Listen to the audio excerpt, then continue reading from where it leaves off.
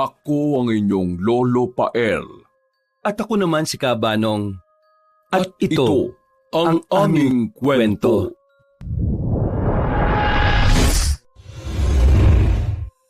Nay, bakit po pati kami kailangan pang sumama sa inyo dun sa amo ninyo? Paano na po kami makakapag-aral ni Jerome kung pati po kami magtatrabaho rin? Oo nga po, Nay. Bakit po pati ako sasama? Kahit po sana si Kuya na lang po. Aray ko, Kuya! Ang sakit nun, ha? Loko-loko ka eh. Niligtas na nga kita tapos ako naman yung ilalaglag mo dyan. Sorry, Kuya. Nay, bakit di po kayo sumasagot? Sabihin niyo naman po kasi sa amin kung bakit. Maintindihan naman po namin kayo eh. Natigilan na ang 16 na taong gulang na binatilyo nang makita niya ang nanay na si Aling Odisha na umiiyak na. Dahil doon ay napabuntong hininga na lang siya habang ang bunsong kapatid niya ay nakatingin lang din sa ina. Parehong nakonsensya ang dalawang lalaki pagkakita sa reaksyon ng ina. Nay, ano po bang problema? Pasensya na talaga mga anak. Jerry, Jerome, simula kasi nang mamatay ang tatay Jeric nyo, nagkapatong-patong na ang utang ko kay Ma'am Chonalina dahil hindi ko mababayaran yon kahit tumanda pa ako at mamatay. Kaya naisip kong ipasok na lang muna kayo roon. Po, ano pong sabi ni Ma'am Chonalina? Wala naman siyang magagawa kundi pumayag. Kaya ngayon, Jerry, Jerome, kayo muna ang papalit sa akin.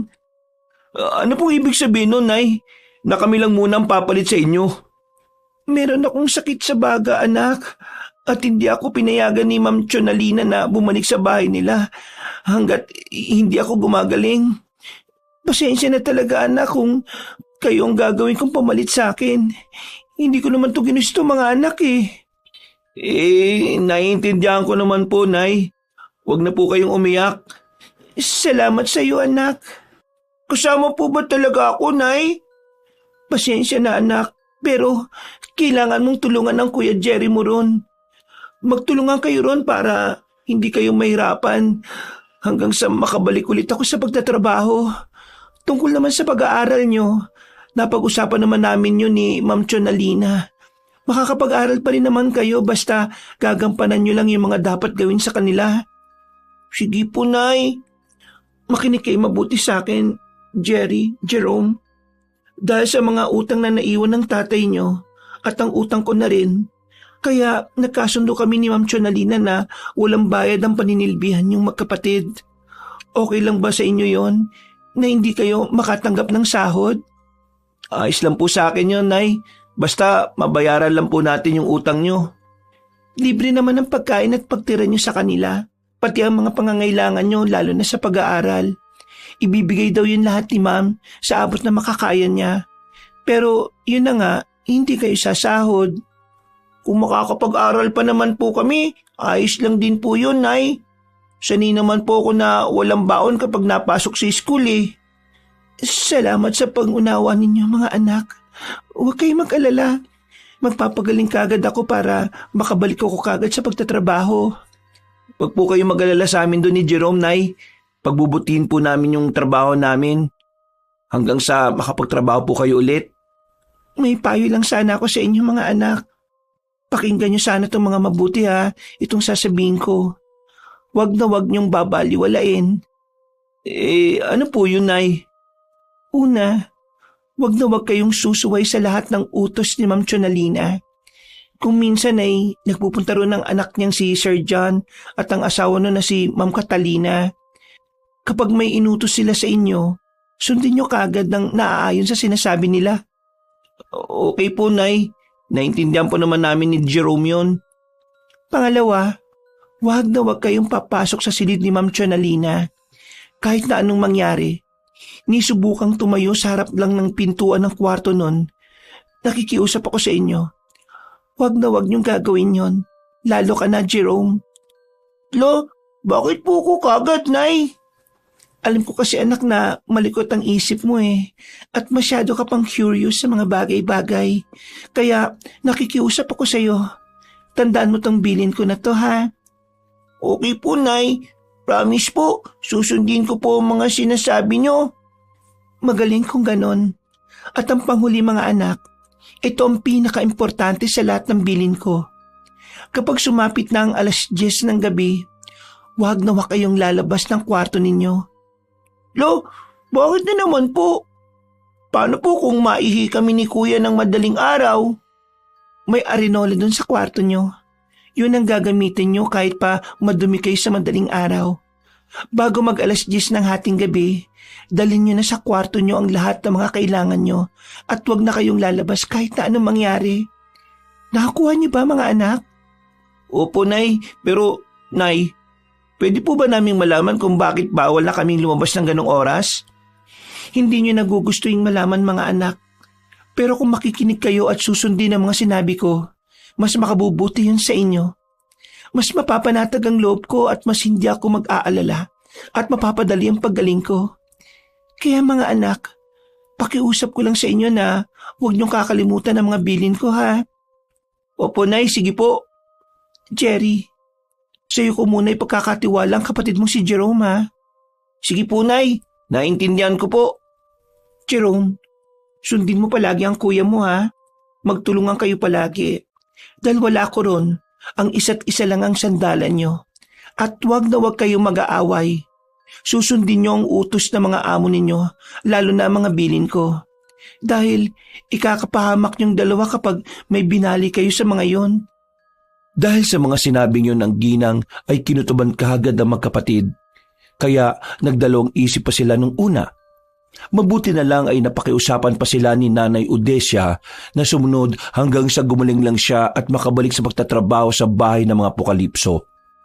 Makalipas ang ilang araw, pagdating pa lang ni Jerry at Jerome sa tapat ng maganda subalit halatang may kalumaan ng bahay ng mga Apokalipso, kakaiba na kaagad ang kanilang pakiramdam. Sa bukana pa lang kasi ay ramdam na nila ang madilim na puwersang bumabalot sa loob ng bahay. Sinundan pa yun ng kakaibang alulong ng kung anong nilalang na parabang galing lang din mismo sa loob ng bakuran. Dahilan na rin upang mas lalong kilabutan si Jerome. Nagtago ang batang lalaki sa likuran ng kanyang kuya habang nakahawak sa damit noon at pasimpleng sumisilip-silip sa magarang bahay. Kuya, natatakot talaga ako. Huwag na po kaya tayong tumuloy. Umuwi na po tayo kay nanay, kuya. Masyado ka naman takot, Jerome eh. Para ka namang di lalaki niyan eh. Siya natatakot naman po talaga ako, kuya eh. Oo nga, nakakatakot nga yung itsura ng bahay nila, no? O di po ba? Sabi ko naman po sa inyo, kuya eh. Ano ka ba, Jerome? Nandito na tayo kaya isang tabi mo muna yung takot mo. Nandito naman ako eh at hindi kita iiwanan. Kaya huwag kang mag-alala, okay? Tsaka, hindi ka ba naaawa kay nanay? Kapag hindi natin ito tinuloy, hindi makakapagbayad si nanay ng mga utang niya. Lalo lang mahirapan yun at makakasakit.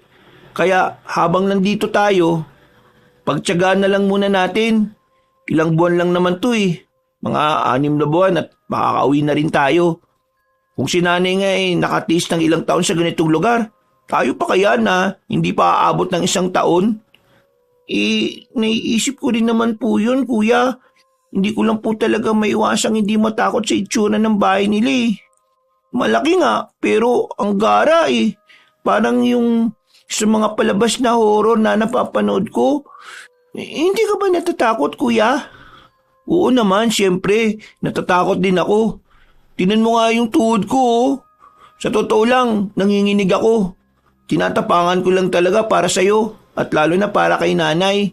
Tsaka, naisip ko lang din, may mangyayari ba kung matatakot lang tayo? Isipin mo na lang din, Jerome, na para to kay nanay ah. Tara na nga sa loob. Huwag kang mag-alala dahil magkasama naman tayo. Walang iwanan, di ba? Sabay na napatingin ang dalawa sa nakakatakot na bahay. Bago pumasok sa loob kung saan ay sinalubong sila ng mag-asawang sina Sir John Apokalipso at Ma'am Catalina Mindiola Apokalipso. Si John ang nag-iisang anak ni Ginang Chonalina Apokalipso na siyang pinakamay-ari ng nilulumang mansyon. Napangiti sa kanila ang mag-asawa at dahil doon ay pasimpleng nagtago si Jerome sa likod ng kanyang kuya pagkakita sa dalawa.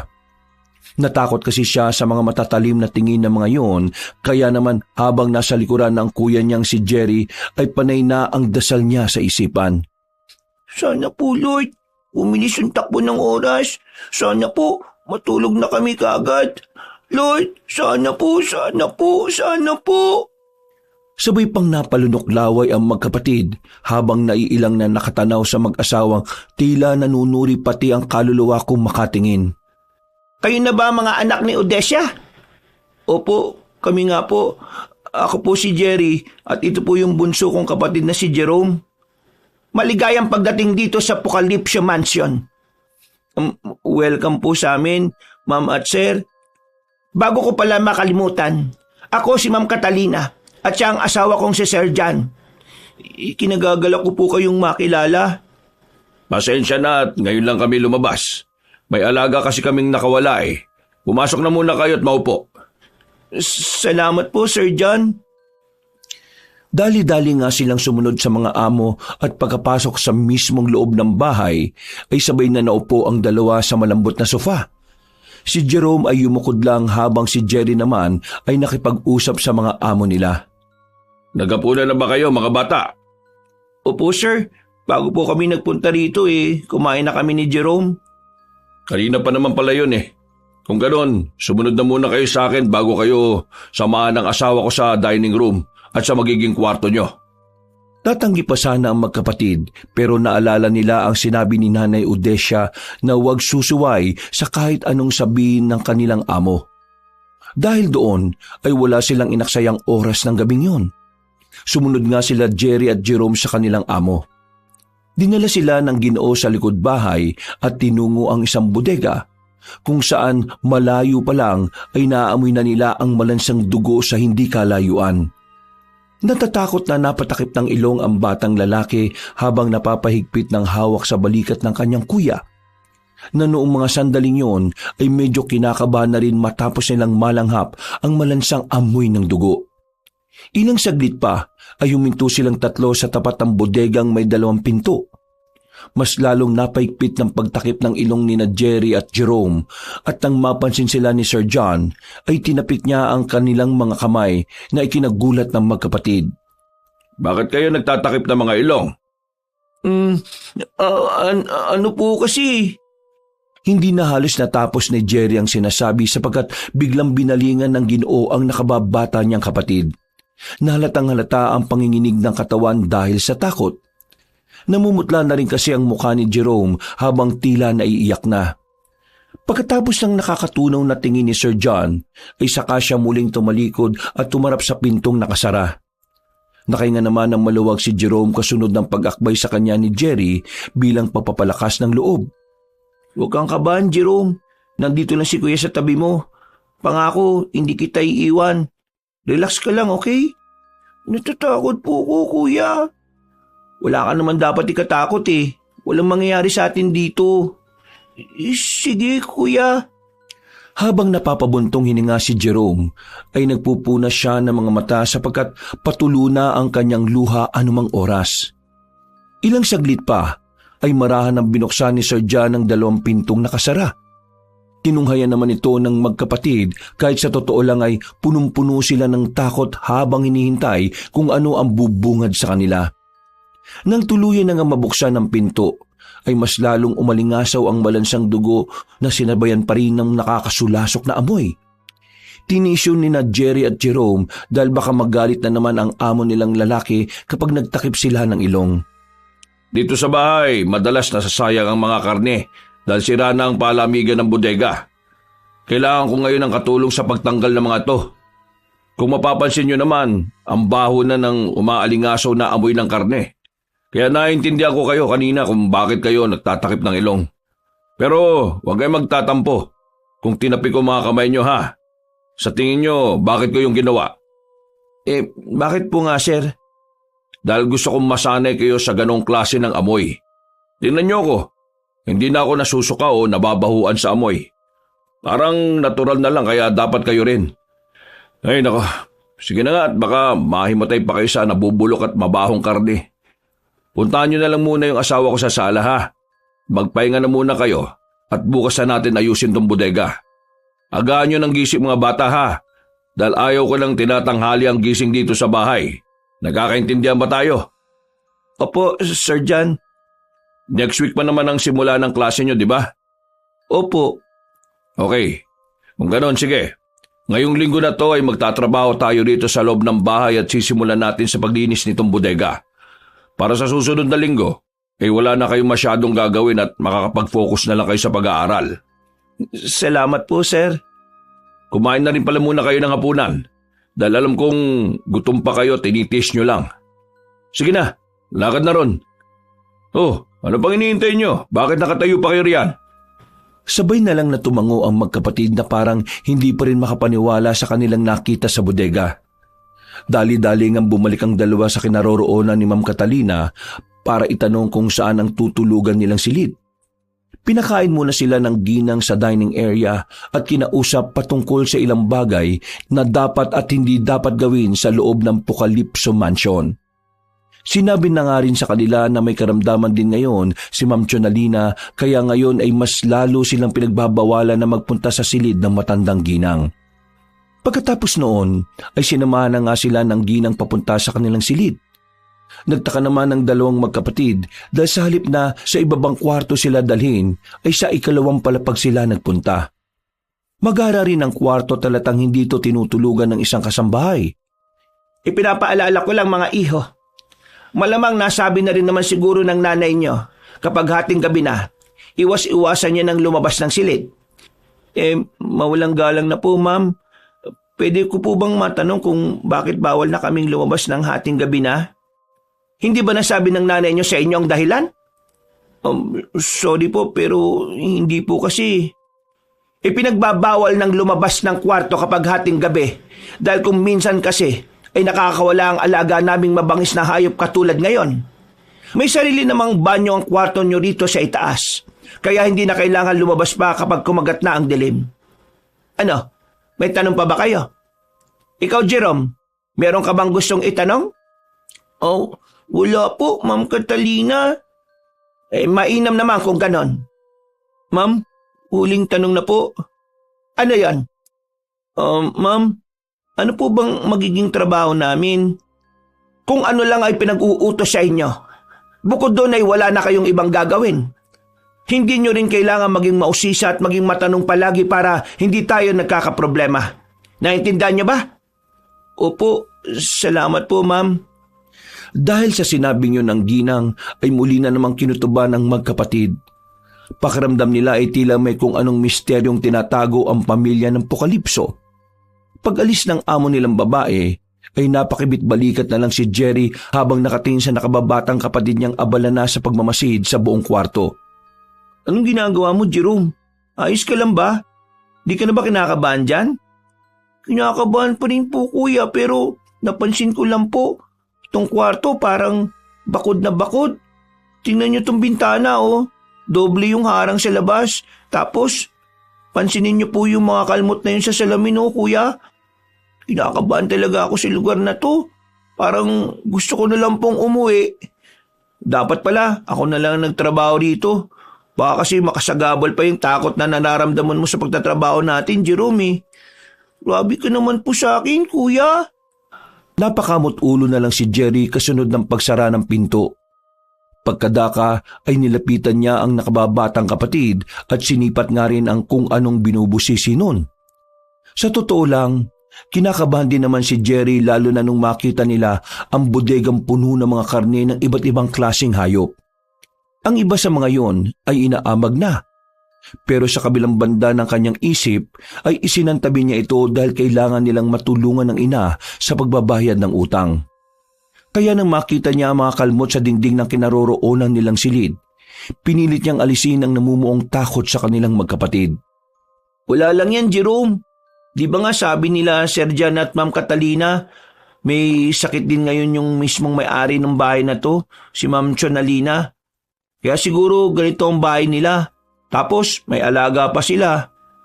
Ano kaya yung alaga nilang mabangis na hayop na yun, no? Sa tingin mo, tigre ba yun o leon o panther o elepante? Grabe talaga kung magkaroon ng elepante dito, no?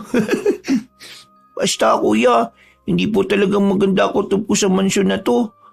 Kapag po tuluyang gumaling si Nanay Odesia, hindi ko na po siya pagtatrabuhin sa lugar na to. Maghanap ako ng maayos na trabaho sa bayan natin habang nag-aaral. Mainam naman at naisip mo yan. Siyempre naman po, kuya. Hindi naman na umimik si Jerry. Naglakad na lang siya papunta sa malambot na kama at saka humiga. Pagkatapos noon ay seryoso niyang tiningnan ng kisame bago lingunin ulit ang nakababatang kapatid na patuloy sa pag-oobserba sa buong silid. Uy, matulog ka na dahil maaga pa tayong gigising bukas, no? Narinig mo naman yung sinabi ni Sir John, di ba? Sige po, kuya. Kuya, tabi po tayo, ha? May choice pa ba ako? Basta huwag kang malikot dahil ihuhulog talaga kita sa kama. Patayin mo na muna yung ilaw. Total, malapit ka na dyan, eh. Pagkasabing yun ay pinatay na nga ni Jerome ang ilaw at tumabi na sa nakadatanda niyang kapatid. Kahit hindi pa inaantok, ay pinilit na lang nila ang mga sarili na makatulog. Dahil nga sa maaga pa silang babangon kinabukasan para tumulong sa paglilibing ng karne ng mga hayop na hindi na mailuluto pa. Makalipas ang ilang minuto, ay biglang napalingon si Jerome sa kanan matapos marinig ang nakatatanda niyang kapatid na humihilik na. Napailing na lang siya dahil sa bilis nitong makatulog. Ito namang si kuya, napakaingay talaga matulog. Lakas sumilik. Pero nakakaingit siya kasi nakatulog na kaagad. Samantalang ako, hindi man lang madalaw-dalaw ng antok. Hindi talaga ako komportable sa lugar na to, eh. Tumalikod siya kay Jerry at nagtakip ng tenga gamit ang unan. Pagkalaon ay pumikit na siya at nagbilang ng tupa sa kanyang isipan, subalit hindi pa rin siya talaga makatulog. Kaya naman marahan na lang siyang bumangon sa kama at muling dumungaw sa bintanang nakagrills ng doble. Mula sa salaming bintana ay tinanaw niya ang madilim na kapaligiran sa labas ng magarang mansyon. Habang nakatanaw sa labas ay nakaramdam siya ng kakaibang takot sapagkat hindi siya sanay sa ganoong katahimik na lugar na tanging ingay lang ng kuliglig ang naririnig. Sa lugar kasi nila, kahit papaano ay makakalapit pa rin ang mga bahay. Hindi katulad dito na nasa pinakadulo at nasa likuran ng burol kaya madalang ang mga bahay at mga taong napapadpad. Isa rin sa dahilan kung bakit pinangingilagan ng pamilya Apokalipso ay dahil ilan sa mga sabi-sabi na meron nga raw kakaiba sa kanila. Ramdam na ramdam nga ni Jerome ang pagiging kakaiba ng kanilang mga amo. At para hindi na makasaksi pa ng kung anong nakakatakot na bagay, ay hinawi na lang ng batang lalaki ang kurtina at pagkatapos ay bumalik na siya sa kama para pilitin ang sariling matulog. Ang kaso ay paiga pa lang siya nang marinig niya ang mahinang ingay ng hayop mula sa labas ng silid. Ano yun? Natatakot man ay mas nangibabaw ang pagka-curious. Kaya marahan siyang naglakad papunta sa pintuan at pagkatapos ay marahan niya rin binuksan ang pinto. Hanggang sa mas malinaw niyang naririnig ang umiiyak na kambing. Bakit may kambing dito? Yung ba yung pinakakain nila na sinasabi nilang alaga? Hindi na niya halos natapos ang sinasabi dahil mula sa pinakadulong silid ay meron siyang naaninag. Hanggang sa nasipat niya ang anino ng isang tao na bitbit nga ang nasabing hayop. Muli niya ring narinig ang ingay ng kambing na mas lalo pang nagsumigaw kaya naman dali-dali niyang isinara ang pinto. At dahil sa kaba ay napalakas ang pagsara niya. Kaya naman nakalika siya ng kalabog. Naku po, napalakas yung ginawa kong pagsara ng pinto. Sa sobrang pagkataranta ay nagmamadali subalit maingat siyang tumakbo papunta sa kama at muling nahiga. Narinig niya kasi mula sa labas ang mabilis na yabag ng isang tao na parabang papunta sa kanilang silid. Habol hiningang pumikit si Jerome at napanggap na natutulog na. Kasunod noon ay dinig na dinig niya ang mahinang langit-ngit ng pinto ng kanilang silid na parabang merong nagbukas. Napadasal na lang siya sa isip habang malakas na kumakalabog ang kanyang dibdib. Matulog ka na kasi, Jerome. Matulog ka na, Jerome. Ay nako, makatulog na nga. Maya-maya pa Nang maramdaman niyang wala ng tao ay marahan niyang iminulat ang kanyang mga mata. At pagbaling ng tingin sa pintuan ay laking gulat niya dahil nakabukas na ang pinto ng kanilang kwarto. Ha? May nagbukas nga ng pinto. Hindi niya natapos ang sinasabi sapagkat nang mapabaling siya sa kanyang paanan ay doon niya nakita ang isang matandang babae. Namumula ang mga mata nito at matalim kung makatingin. Nakasimangot din at sabog-sabog ang kulot na buhok. Otomatikong nagtayuan ang balahibo niya sa katawan dahil sa nerbiyos. Para ring may mga nagkakarirahang daga sa kanyang puso dahil sa bilis ng paggabog nito. Hindi na nga niya napigil ang sarili dahil sa sobrang pagkasindak. Kuya Jerry, may alimaw! Kuya Jerry, gising po! Dahil sa lakas ng pagsigaw ni Jerome ay napabalikwas ng bangon si Kuya Jerry na nagulat din matapos makita matandang babae na nasa harapan nila. Ilang saglit pa nga ay nagtungo na rin doon ang mag-asawang John at Catalina. Nang makita nila ang matanda na nakatayo sa paanan ng magkapatid ay tila natatarantang nilapitan ni Ma'am Catalina ang matandang babae at inakayon. Halika na ma, doon po tayo sa kwarto nyo. Sinabi ko naman sa inyong huwag kayong lalabas eh. Habang sinusundan ng magkapatid ng tingin ng nasabing matanda ay kabado pa rin sila. Naisip kasi nilang multo o aswang ang matanda na bigla na lang pumasok sa kanilang silid. Siya nga pala may-ari nitong lumang mansyon. Si Ma'am Chonalina nyo, ang mama ko. Siya po pala yun, sir. Akala ko po may sakit siya. May sakit nga siya. Sakit ng katandaan kaya ganyan. Pumapasok-pasok na lang din sa kwarto ng ibang tao. Mabuti nga't hindi nakawala yung mga alaga naming hayop dahil kung hindi, baka may nalapa yon. Po? Kalimutan nyo na yung sinabi ko. Pagpasensya nyo na yung pagpasok niya rito na walang paalam. Mahilig na kasi talagang tumakas si mama at maggala-gala. Kaya ugaliin yung maglak ng pinto ha kapag matutulog na kayo. Opo sir, naintindihan ko po at pasensya na po. O sige na, matulog na ulit kayo. Ating gabi na rin Basta bukas, 6:00 pa lang ng umaga, gising na dapat kayo ha, para tulungan niyo ako sa bodega. Opo, sir. Nung umalis na si Sir John, ay kaagad na inilak ni Jerry ang pinto at dali-daling tumabi sa nakakabata niyang kabatid. Binuksan mo yung pinto, no? Maming ka, Jerome. Huwag kang magsisinungaling sa akin, ha? Kilala kita kapag hindi ka nagsasabi ng totoo. Opo, kuya. Pasensya na po talaga kung nakalimutan kong ikandado ulit. Jerome naman. Teka, huwag mong sabihin na nagtangka ka lumabas ng kwarto. Di ba ang bilin sa atin ni nanay at ng mga amo natin na huwag lalabas ng kwarto kapag ating gabi na? Ang tigas naman ng ulo mo. Paano kung nahuli ka ng mga amo natin? Di napalayas tayo kagad nang wala sa oras. Paano pa makakabayad ng utang si Nanay Odesia kung mangyari yun? Hindi po ako lumabas, kuya. Sumilip lang po ako. Promise po, cross my heart, double-double. Anong sinilip mo sa labas? May magandang tanawin ba doon? Ano po kasi, kuya? Nakadinig ako ng umiiyak na kambing. Naisip ko lang po na baka yung po pinakakain nila na sinasabi nilang alaga. Katulad ng sinabi ng mga amo natin, sumunod na lang tayo. At wag nang maging mausisa para wala na mangyaring gulo at di na maulit to, Jerome. Diyos ko naman unang gabi pa lang natin dito, nagpapasaway ka na. Narinig mo yung sinabi ni Sir John kanina Kung nakawala yung alaga nilang hayop na mabangis at pumasok dito, di pareho tayong nalapa. Naisip mo ba kapag nangyari yon? Bibigyan pa natin sila ng sakit ng ulo lalong-lalo na si nanay. Hindi mo iniisip yung mga ginagawa mo? Ay nako, kung alam ko lang talaga, dapat ako na lang nagpunta rito. Binantayan mo na lang si Nanay Odesia doon sa bahay. Sorry po, kuya.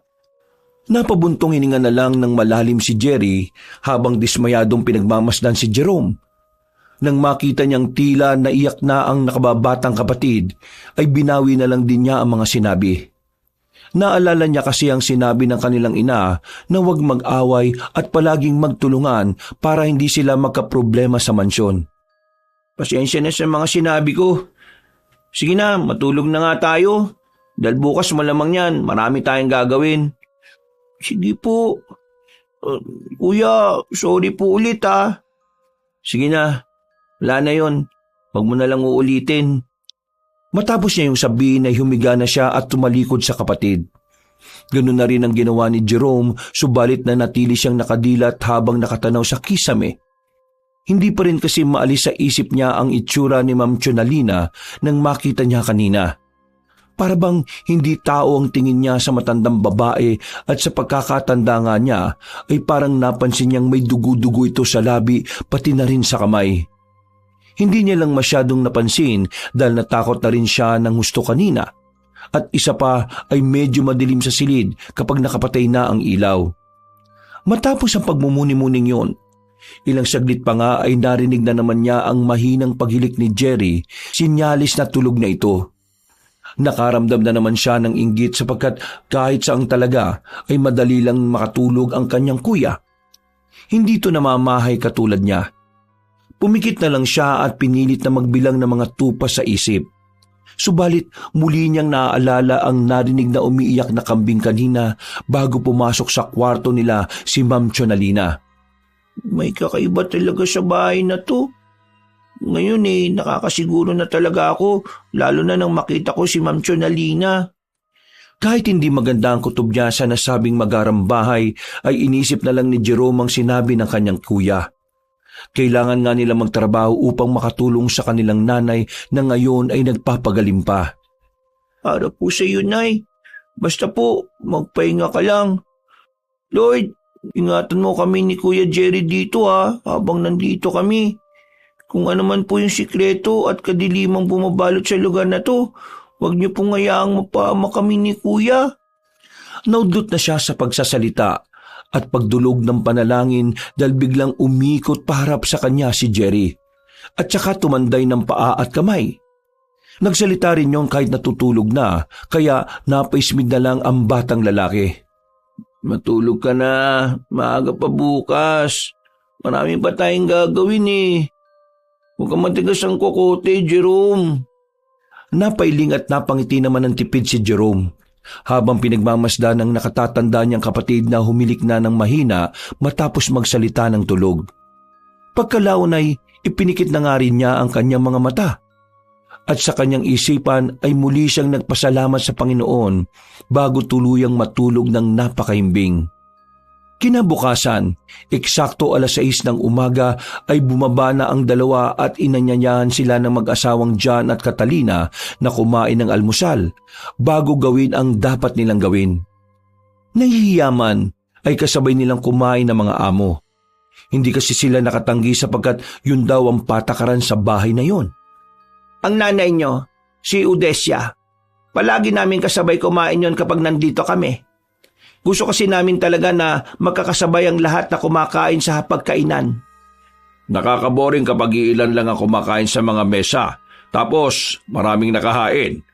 Kaya kung maraming pagkain, marami rin dapat ang kakain. Tama. Nagkatinginan ng magkapatid dahil sa mga sinabing yon ng kanilang mga amo. Sa kabilang banda naman ng isip ni Jerome ay parang iba ang pakiramdam niya. Para bang may napapansin siyang kakaiba o mali na hindi niya rin matukoy kung ano. Dahil doon ay gumana na naman ang muwang niyang isipan at walang ano-ano ay napatanong siya sa mag-asawa. Bakit po pala hindi natin kasabay si Ma'am Chonalina? Tsaka po, ano po bang alaga niyo na nakakawala? Nasaan na po yung mga yon, Ma'am at Sir? Jerome, bakit ka nagtatanong ng ganyan? Mayos ka nga. Sir, Ma'am, pasensya na po kayo sa tanong ng kapatid ko Alam niyo naman po yung mga bata, maraming talagang tanong. Pasensya na po talaga kayo. Huwag niyo na pong intindihin yung mga sinabi ni Jerome. Hindi na halos na ituloy ng binatilyo ang huling salita sapagkat narinig niya kung paanong ibagsak ni Sir John ang kutsarang hawak. Para bang nagalit ito sa tanong ni Jerome. Dahil doon ay pasimpleng sinamaan ni Jerry ng tingin ng nakababatang kapatid na napayuko na lang at napasubo ng kinakain ito. Hindi naman na umimik si Sir John. Nagpatuloy lang siya sa pagkain hanggang sa magsalita na nga si Ma'am Catalina. Ano ang sinabi ko sa inyo kagabi na isa sa dapat niyong tandaan? Bawal ang ano sa bahay na ito? Nagkatinginan ulit si Jerry at Jerome at parang naiilang sila na kung ano ang isasagot. Kaya naman biglang tumalim ang tingin ng ginang. Kasunod noon ay bigla nitong kinalbog ng malakas ang mesa dahilan para kabahan ang magkapatid. Hindi ba't sinabi ko na bawal ang mag-usisa? Bawal ang puro tanong sa bahay na ito! Napalunok laway ang magkapatid dahil sa biglang pagtaas ng boses ng amo nilang babae. Tumigil din sila sa pagkain at napayuko na lang habang pinakikiramdaman ng paligid. At sa isip ni Jerome ay ang laging pagsisisi na naman ang nangyayari dahil nagtanong pa siya ng kung ano-ano sa mga amo. Sagot! Nahintatakotang tumango ang dalawa na tila nawalan na ng gana sa pag-aalmusal. At dahil sa takot na baka may kung anong gawin sa kanila o di kaya ay maparusahan, kaya naman naglakas loob na lang si Jerry na makiusap. Sir, ma'am, pasensya na po kayo sa kapatid ko. Hindi na po mauulit. Pangako po. Sorry po talaga, ma'am, sir. Hindi na po talaga ito mauulit. Hindi na talaga mauulit! Tama na yan, Catalina. Jerry, Jerome, magpatuloy na kayo sa pagkain at mauna na ako sa bodega para simulan ang paglalabas ng mga nasirang karne. Sumunod na lang kayo ron, ha? Kinakausap kayo ni sir niya. Sumagot kaya! Opo, sir. Susunod na po kami. Matapos uminom ng tubig ay kaagad tumayo ang Ginoo at naglakad palabas sa dining area. Naiwan naman na naiilang ang magkapatid matapos ang nangyari. Hindi nila alam ang ikikilos na mga oras na yon. Sige na, ituloy niyo na ang pagkain niyo katulad ng sinabi ni John. Pasensya na kayo kung napagtaasan ko kayo ng boses kanina. Kumain na kayo at pagkatapos niyan sundan niyo si Sir John niyo sa bodega para ma-dispatch niya na yung mga karneng inaamag. Wala nang sumagot sa magkapatid. Nagmadali na lang sila sa pag-aalmusal at nang ililigpit na nila ang mga pinagkainan ay pinigil sila ng ginang. Ako nang bahala dyan. Sige na, pumunta na kayo sa bodega dahil walang katulong ang asawa ko ron. Nakangiti man ang babae sa kanila ay ramdam na naman ni Jerry at Jerome ang alab na naggangalit nitong mga mata. Kaya naman hindi na sila nagdalawang isip na umalis sa dining area. At habang naglalakad papunta sa bodega ay pinagalitan na naman ni Jerry ang bunsong kapatid dahil sa mga sinabi at tinanong niyon kanina. Isang gabi pa lang tayo dito, Jerome, pero nakakadalawa ka na kaagad Maayos ka naman. Utang na loob. Hindi na ako natutuwa sa inaasta mo Pauwiin na talaga kita. Isang-isa na lang talaga. Paano kapag napalayas tayo dito? Ano na mangyayari kay nanay? Sorry talaga, kuya. Puro ka na lang sorry. Tapos gagawin mo na naman. Mabuti kung manahimik ka na lang Kahit wala ka nang gawin, ako na lang ang gagawa basta tumahimik ka lang para wala nang gulo. Pinapasakit mo yung ulo ko Hindi na umimik pa si Jerome. Tahimik na lang niyang sinusundan sa paglalakad ang nakatatanda niyang kapatid hanggang sa marating nila ang bodega. Tahimik nilang tinulungan ng among lalaki at ng araw na yon ay naubos ang kanilang oras sa pag-aayos sa nasabing lugar. Marami-rami rin kasi silang inalis na karning inaamag. Dinala ni na Sir John at Jerry ang nasabing karne sa kabilang bahagi ng burol na nasa unahan ng magarang bahay at doon sinunog. Naiwan naman sa bodega si Jerome para maglinis bago ayusin ang palamigan ng mga karne. Gusto niya mang sumama kanina dahil natatakot siyang maiwan mag-isa, kaya lang ay wala naman siyang magawa sapagkat iniwan siya ng kanilang amo para mas mapabilis ang kanilang trabaho. Habang naglilinis ay nakaramdam siya ng uhaw kaya naman saglit na tumigil ang batang lalaki. Naglakad siya pabalik sa loob ng magarang bahay para magpunta sa kusina para kumuha ng maiinom. Dahil sa pagiging observant ay napansin ni Jerome na pare-parehong ang doble ang grills ng mga bintana sa buong bahay. Dahil sa niluman na ito ng panahon kaya mabilis niyang napansin ang mga binago sa lugar katulad ng malalaking kandado at saraduhan. Dati bang kulungan tong lugar na to? Saka ano kaya yung alaga nila at nasan kaya yung mga amo kong babae ngayon? Napapahimas baba pa siya habang sinasabi ang mga yon. Dahil pasimple pa rin siyang naglilibot-libot ay nag-iba siya ng daan papunta sa kusina. At nang malapit na siya sa pinto papasok sa kusina, ay hindi sinasadyang nadaanan niya ang isang hagdan na pababa. Ha?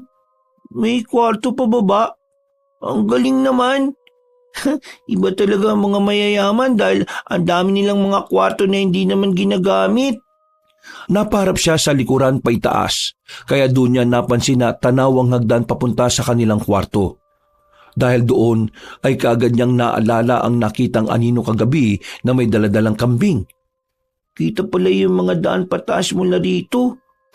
Galing ha? Ganda talaga sa bahay na to. Pero nakakatakot lang din talaga. Hindi pa man siya natatapos sa pagsasalita, ay bigla na siyang nakarinig ng kalansingan ng kadena mula sa paibabang hagdan. Napatras ang batang lalaki dahil sa takot. Subalit sa kabilang banda ng kanyang utak, naroon na naman ang kuryosidad na malaman kung saan o kanino nang gagaling ang tunog ng kadena. Nagpalinga-linga siya sa paligid bago muling humarap sa paibabang hagdan. Nang hahakbang na siya ay muli namang sumagi sa isip niya ang mga sinabi ni Kuya Jerry niya kanina. Isang gabi pa lang tayo dito, Jerome ha? Pero nakakadalawa ka na kagad. Umayos ka naman, utang na loob. Di na ako natutuwa sa inaasta mo ha. Papauwiin na talaga kita. Isang-isa na lang talaga. Paano kapag napalayas tayo dito? Ano na mangyayari kay nanay? Matapos maisip ang mga yon, ay napahimas batok na lang siya at muling umatras. Kukuha lang talaga ako ng tubig eh.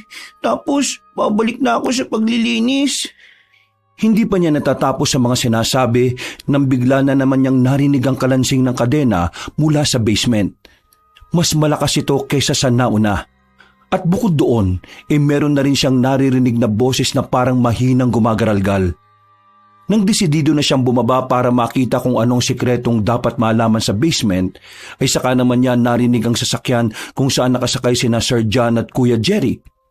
Dahil doon ay dali-dali siyang tumakbo papunta sa kusina at pagkatapos ay kumuha ng maliit na pitsyel saka nagmamadaling dinala sa bodega. Naabutan niya sina Sir John at Kuya Jerry na kabababa lang ng sasakyan. Nakapaglinis na po ako. Alos nakalahati ko na po, Sir John. Kumuha lang po ko ng may inom na tubig. Hoy sige, magtrabaho na kayo. Dapat matapos nyo yan ngayong araw Dahil bukas may magdadala naman ng mga panibagong karne rito. Malayo sa kabiasnan tong lugar natin kaya nag-iimbak tayo ng mga pagkain. Jerry, yung mga biling ko sa iyo Ikaw na bahala magsabi dyan sa kapatid mo. Opo, sir. O siya, maiwan ko na kayo dyan. Pagkatapos noon ay tiningnan lang ng Ginoo si Jerome bago pumasok sa loob ng bahay para maglinis ng katawan. Nagpatuloy naman ang magkapatid sa paglilinis ng nasabing bodega. At dahil sa katahimikang bumabalot ay naglaro na naman sa isip ng batang lalaki ang mga narinig kanina sa basement. Nilingon niya si Kuya Jerry pero tila abala naman yon na alam niya ring galit pa sa kanya. Pero hindi na talaga niya natiis na ikwento ang mga bagong nadiskubre. Kuya, ano na naman? Ano po kasi kuya may nakita akong basement kanina malapit sa kusina. Ay nako, ayaw ko na marinig kung ano yan. Kung ano yung nakita mo, narinig ko nalaman mo, sarilinin mo na lang at magtrabaho ka na lang. Kung ayaw mo na, sabihin mo na lang sa akin para maipaalam kita sa mga amo natin na pauwi na kita. Hindi na nga umimik si Jerome. Malungkot na lang siyang tumulong sa kapatid na malamig na rin ang pakikitungo sa kanya. Mabilis na lumipas ang oras. Eksakto 8:00 ng gabi nang tuluyan silang matapos sa paglilinis. Pagod na nagtungo ang magkapatid sa kusina kung saan ay nakahanda na ang kanilang hapunan. Wala na roon si Sir John dahil ayon sa asawa nito ay nagpapahinga na yon at nahihimbing na sa pagtulog. Maiwan ko na rin kayo rito. Dapat bago mag 9:00 ng gabi tapos na dapat kayo rito at nakapasok na sa kwarto ninyo. Iwan nyo na lang ang mga napagkainan at wag nang linisan pa. Naintindihan nyo ba ako o kailangan ko pang ulitin? Naintindihan na po namin, ma'am. Hindi na po kailangang ulitin. Salamat po. Mabuti naman kung ganon. Sige na, aalis na ako. Bilisan nyo na dyan, ha? Opo. Nang matapos na sa pagkain ay hinayaan na nga lang nilang nakatiwangwang ang mga pinagkainan sa lamesa. Pagdating sa kwarto ay nakaramdam kagad ng uhaw si Jerome. sapagkat nalimutan niya palang uminom ng tubig pagkatapos kumain. Kuya, babalik lang po ako sa kusina saglit kasi hindi po pala ako nakainom ng tubig kanina. Bilisan mo na lang, Jerome. Alam mong malapit na mag-alas 9 ng gabi. Baka mapagalitan na naman tayo sa ginagawa mong yan eh. Promise po kuya, mabilis lang po ako. Kukuha na rin po ako ng tubig natin para kapag nauwaw tayo mamaya, meron po tayong maiinom. O sige na. Dali-dali nga lumabas ng kwarto si Jerome at muling bumalik sa kusina. Pagkatapos niyang uminom at kumuha ng pitsil para dalhin sa kwarto ay hindi naman sinasadyang napalingon siya sa pintuang papunta sa nakita niyang basement kaninang hapon. Dahil doon ay muli niyang naalala ang narinig na kalansing ng kadena sa nasabing basement. Kagad niyang inilapag ang pitsil sa lamesa, subalit hawak-hawak pa rin niya ang baso habang tila kusang humahakbang ang kanyang mga paa papunta sa lugar na yon. Nang malapit na siya, ay napansin niya si Sir John na pababa doon at may dala itong buhay na malaking manok.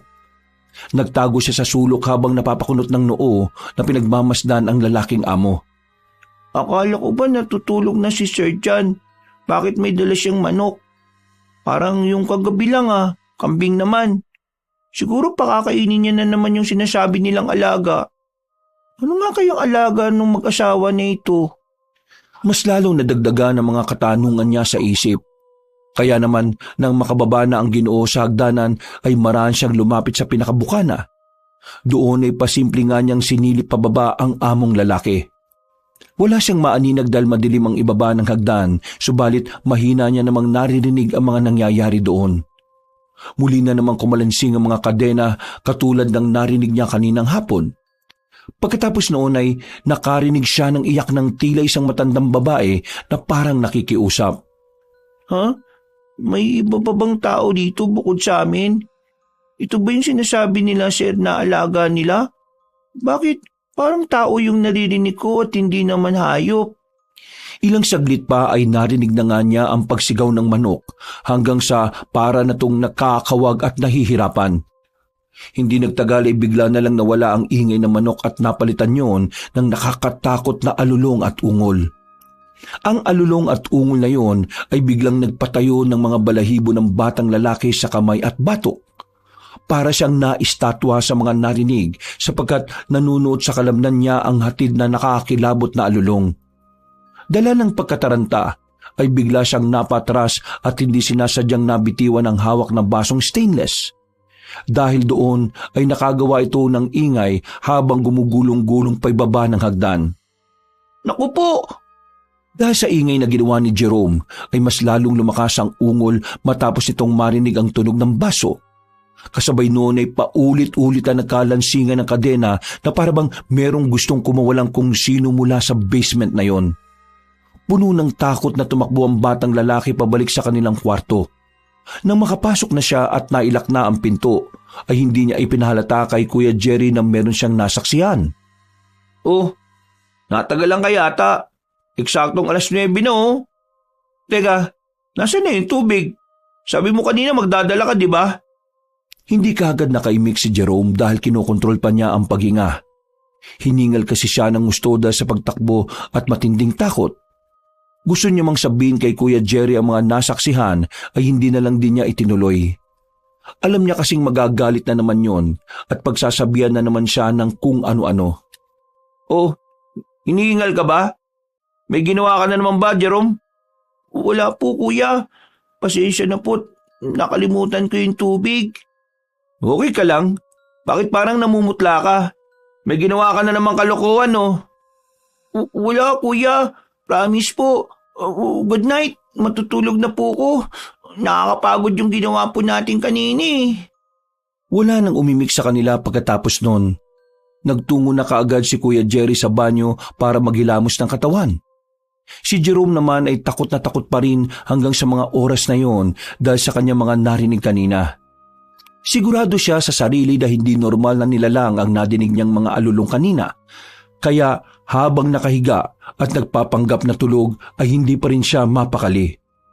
Hali mo yung narinig ko na yun. Sigurado ko hindi yung tao. Yung pala yung sinasabi nilang alaga. Natigilan na siya matapos mapagtanto ang mga pangyayari. Sa kanya naisip ang kambing kagabi pati ang manok na dala ni Sir John kanina. Pinapakain nila ng hayop yung halimaw sa basement. Kailangan na talaga naming umalis ni Kuya Jerry sa lugar na to. Muling nanuot sa kalamnan ng batang lalaki ang napakatinding takot na para siyang nilamon ng buong buo. Napayakap siya sa sarili habang nanginginig ang katawan. Hindi niya kasi lubos maisip ang maaring kahinatnan nilang magkapatid dahil sa mga nalaman niya. Naisip niya rin sa mga oras na yon na dahil sa nahulog niyang baso ay baka punterihin na siya ni Sir John o di kaya ang kuya niyang si Jerry. Subalit sa kabilang banda ng isipan niya ay labi siyang nagtataka kung bakit hinayaan pa rin sila ni Nanay Udesia na magtrabaho rito kung may ganitong klase ng sekretong pamilya ng Pukalipso. Ibig sabihin, alam ni Nanay ang tungkol sa sikreto ng mga amo niya. Kaya niya pala kami ilang beses na pinaalalaanan patungkol sa maraming bagay. Yung palang dahilan ng Nanay. Hindi na natapos ni Jerome ang kanyang mga pinagmumuni-munihan dahil lumabas na ng banyo si Kuya Jerry. Nang makita siyang nakamulat ay nagtaka yun sa kanya. Oh, kala ko ba matutulog ka na? Bakit gising ka pa? Hindi po ako makatulog, kuya. Magilamos ka ng katawan para makatulog ka. Sige po. Pagkatayo ni Jerome ay sasabihin na sana niya kay Kuya Jerry ang tungkol sa nalaman. Pero para bang umurong ang dila niya dahil na rin sa pag-iisip na mapapagalitan na naman siya. Wala sa sarili siyang pumasok sa banyo at doon nagpatuloy ang pagmumuni-muni tungkol sa mga nangyari. Paglabas niya ay humihilik na si Kuya Jerry na halatang nahihimbing na sa pagtulog. Paghiga niya sa kama ay hindi pa rin maalis sa isip niya ang mga nakakatakot na alulong at ungol kanina. Pinilit niya namang matulog kaya lang ay hindi na talaga siya madalaw-dalaw ng antok kahit anong gawin niya. Ano kayang klase ng nilalang yung alaga nila na naroon sa basement? Dahil sa mga naiisip na yon ay nagdesisyon ng batang lalaki na lumabas ng silid. Likas talaga sa mga batang musmos na kaidara ni Jerry ang maging curious sa maraming bagay. Hindi talaga nila ito mapigilan na hindi alamin. Naisip niya kasing bigla na kaya siguro ayaw silang palabasin tuwing hating gabi ay dahil sa nilalang na nasa basement. Doon niya rin napagtanto na kaya pala doble-doble ang mga grill sa mga bintana at maraming kandaduhan ng mga pinto sa buong bahay ay dahil sa merong tinatagong kung ano ang pamilya Pukalipso. Pasensya na po, Kuya Jerry, kung matigas ang ulo ko. Kailangan ko pong malaman kung ano ang totoo para makalis na talaga tayo sa lugar na to. Ang dating takot niya sa mga bagay-bagay ay napalitan tuloy ng pagiging mausisa. Nang nasa labas na siya ng kwarto nilang magkapatid, ay marahan niyang isinara ang pinto at maingat na naglakad papunta sa hagdanan. Sumilip-silip muna siya sa ibaba at nang makasigurong walang tao, ay dahan-dahan siyang naglakad pa ibaba ng hagdan. Dali-dali niyang tinungo ang kusina at nang nasa harapan na siya ng pintuan na papunta sa basement, ay nag-alangan pa siya nung una. Bigla na lang kasi siyang kinilabutan matapos maalala ang mga narinig na alulong kanina. Ano ba itong ginagawa mo, Jerome? Parang nung isang gabi lang takot na takot ka tapos ngayon nandito ka na sa labas. Mas lalo kang mapapahamak sa ginagawa mo Kapag nahuli ka ng mga amo nyo, siguradong pati ang Kuya Jerry mo madadamay. Huminga muna siya ng malalim sa kamuling kinausap ang sarili. Bahala na. Basta kailangan ko lang makita kung ano nga ba yung alaga nila Sir John at Ma'am Catalina para matahimik na rin ako. Maingat at marahan niyang tinahak ang basement. Nang nasa bukana na, ay nagpalinga-linga pa siya sa paligid bago marahang naglakad pa ibaba ng hagdan. Dahil sa madilim ay humawak siya sa gilid habang kinakapa-kapa ng mga paa ang binababaan. Nang malapit na siya sa dulo, ay muli niyang narinig ang kalansing ng kadena na parabang natunugan siya ng nilalang na naroon. Pagkuwan ay natigilan ng batang lalaki matapos makarinig ng mahina at garalgal na tinig ng isang napakatandang babae. San? Anak? Ikaw na ba yan? Pakawalan mo na ako, anak, utang na loob. Huwag mo na akong ikulong dito. Ayaw ko na rito. Pakiusap naman, anak. Nang marinig ni Jerome ang boses ng isang matandang babae, ay dali-dali siyang nagpunta sa pinto at sapilitan tong binuksan. Nang magtagumpay siya na mabuksan ito, ay doon na nga tumambad sa kanyang paningin si Ginang Tsionalina na nakakadena ang mga paa at kamay, pati na rin ang leeg. Ang matandang ginang na nagpunta sa kwarto nila ni Kuya Jerry nung unang gabi nila sa magarang bahay na yon ay nasa harapan niya na ngayon. Tila hirap na hirap yon dahil sa pagkakapit sa lugar na yon at pagkakatanikala. Hindi makapaniwala ang batang lalaki sa kanyang nakita. Kaya sa halip na takot ang maramdaman niya, ay bigla siyang naawa sa kalagayan ng matandang babae. Ginang Tsionalina, bakit po kayo nakakadena at nakakulong dito? Tay, tulungan mo ako, Tay. Tinali at ikinulong ako rito ni Jan dahil ayaw niya akong alagaan. Matanda na ako at mahina na rin, kaya naman wala na akong pakinabang sa kanila. Noong isang gabi, nakatakas ako at nagpunta sa kwarto ninyo para humingi ng tulong. Ang kaso nga lang ay naunahan nila ako. Tulungan mo ko, Tay. Pinahihirapan nila ako at pinakakain ng mga buhay na hayop dahil hayop na lang din ang tingin nila sa akin. Pakiusap po, Tay. Tulungan mo naman akong makawala rito. Totoo po ba yung sinasabi niyo, Ginang Tsionalina? Yung bodega nila sa likod ng bahay, hindi yung totoong karne ng hayop. Tao yon na pinatay nila Jan at Catalina. Yun ang pinapakain nila, kaya gusto nilang makakasabay ang lahat sa hapagkainan. Kaya dapat tumakas na tayo rito bago pa mahuli ang lahat. Nagulat ng gusto si Jerome sa kanyang mga narinig. Kaya naman nilapitan niya kagad ang matandang babae at pilit na tinatanggal ang pagkakadena. Subalit maigpit ito ng sobra at merong susian, kaya hindi rin siya nagtagumpay. Napansin niya rin na may mga kakaibang letrang nakasulat sa kadena, subalit hindi niya maintindihan ang ibig sabihin nun. Pumukaw din ng atensyon niya ang kwintas na may itim na pendant na nakasuot kay Ginang Tsionalina. Nasa kwarto ni Jan at Catalina ang susi, Utay. Kunin mo tong kwintas at isuot mo para may panlabang ka sa kanila. Masasamang alimaw sila, kaya kailangan mo ng proteksyon. Sige po, huwag po kayong mag-alala dahil tutulungan ko po kayong makatakas ngayong gabi na to. Tatakas po tayong 3 ng kuya ko. Pangako po yan, Ginang Tsionalina. Maraming salamat, Utay. Magmadali ka na bago pa sila makaramdam at magising. Pagkatango ay wala nang ang inaksayang oras si Jerome. Kinuha niya ang kwintas sa matandang babae at saka ito isinuot. Pagkatapos noon ay dali-dali niyang tinungo ang silid ng kaniyang amo. Hindi na rin niya nagawang gisingin pa ang nakatatandang kapatid dahil sa pagmamadaling makatakas sa lugar na yon. Alam din niya kasing magkakagulo-gulo kapag nalaman ng kuya niya ang mga ito. Saka ako na lang gigisingin si kuya kapag napakawalan ko na si Ginang Tsionalina at kapag paalis na kami. Ilang saglit pa, nang nasa silid na siya ng mag-asawang Jan at Catalina, marahan niyang hinanap ang sinasabing susi hanggang sa makita niya nga rin ito na nakalagay sa ibabaw ng tukador.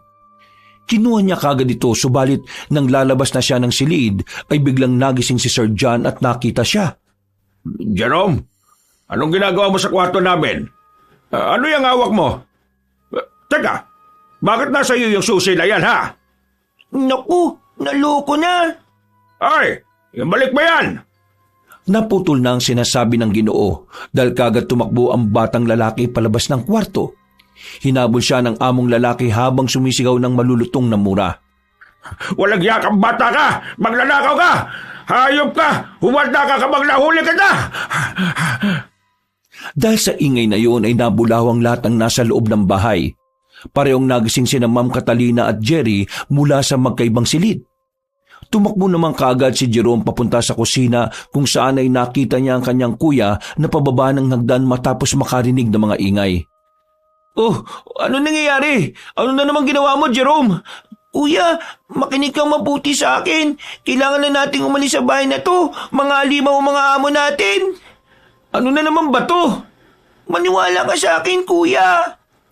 Bago pa matapos ni Jerome ang kanyang sinasabi, ay nakita niya nang dumating sa kusina si Sir John at dali-dali siyang sinunggaban para kunin ang susi. Nagpapambuno silang dalawa hanggang sa umabot sila sa dining area at sa lamesang hindi pa nila naligpit sila nagabulan. Kuya Jerry, tulong po! Bilisan mo, kuya! Tulungan mo po ako! Dahil sa taranta ni Kuya Jerry ay napatakbo na lang siya sa kinaroroonan ng dalawang nagpapambuno. Hanggang sa natigilan lang silang lahat matapos makarinig ng malakas na putok ng baril. Nang mapatingin ng tatlong lalaki sa bukana ng kusina, ay nakita nila si Ma'am Catalina na galit ang pagmumuka. Tumigil kang hayop na bata ka! Dahil kung hindi, papuputokan na talaga kita! Hindi ako nagbibiro! Kaya umayos ka! Sige, subukan nyo! Kundi tutusok ko itong tinidor sa liig ng alimaw mong asawa! Doon nga lang nila napagtanto na nakapasan si Jerome kay Sir John at nakatutok ang tinidor sa kanyang leeg. Hindi tuloy makaubra ang Ginoo dahil ramdam din niyang gagawin ng batang lalaki ang sinasabi niya. Wala namang naiintindihan si Jerry sa mga nangyayari, kaya naguguluhan siyang lumapit sa nakababatang kapatid para awatin yon sa ginagawa. Anong ginagawa mo, Jerome? Bakit mo tinututukan ng tinidor ang amo natin sa leeg? Si Sir John yan, Jerome. Nahibang ka na ba? Kuya, mga limaw sila. Hindi karne ang mga nandun, kundi mga patay na taong biktima nila. Yung sinasabi nilang alaga nila, hindi yung mabangis na hayop, kundi ang mismong nanay nitong si Sir John at ginang Chanalina. Nakita ko siya na nakakulong ngayon sa basement. Ano? Naguguluhan ako. Bakit di niyo sabihin ang totoo? Magsalita kayo, Ma'am Catalina. Dahil kung hindi, tutusukin ko sa liktong asawa niyo. Hindi mo kami naintindihan, bata. Tumigil na kayo sa mga kasinungalingan nyo, mga alimaw! Nasabi na sa akin ni Ginang Chonalina nung bumaba ako kanina sa basement. Nakita ko siya doon na naghihirap at nang sasamahan yung mag-asawa para ikadena siya at ikulong. Bitiwan mo yung baril mong yan kung ayaw mong itusok ko to sa leeg ng asawa mo. Iagis mo rito ng marahan kay Kuya Jerry ang baril. Bilisan nyo! Dahil sa takot, ginawa nga ni Ma'am Catalina ang sinabi ni Jerome. Kinuha naman ni Kuya Jerry ang nasabing baril. Akin na yan, kuya! Nang iabot ni Kuya Jerry ang baril sa nakababatang kapatid, ay kaagad namang itinulak ni Jerome palayo si Sir John at saka itinutok sa mag-asawa ang nasabing baril. Jerome, ano ba nangyayari sa'yo? Itigil mo na tong kalokohan mo! Kuya, maniwala po kayo sa akin. Nagsasabi po ako ng totoo. Para maniwala ka po talaga, kunin mo itong susi at pumunta ka sa basement. Makikita mo po yung nakakaawang kalagayan ni Ginang Chanalina.